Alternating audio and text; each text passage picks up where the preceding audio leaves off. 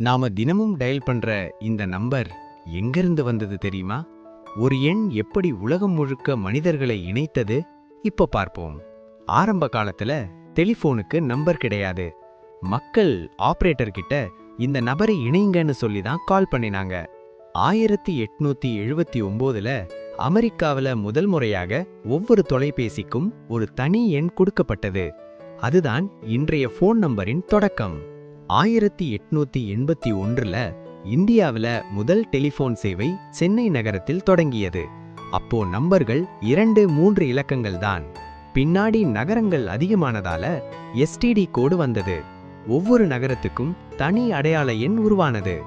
2003க்கு பிறகு இந்தியா முழுக்க 10 இலக்க நம்பர் முறை வந்தது. ஒவ்வொரு மனிதருக்கும் ஒரு யுனிக் எண். இன்று ஒரு எண் உலகத்தை நம் விரல்களுக்குள் கொண்டு வந்திருக்கிறது.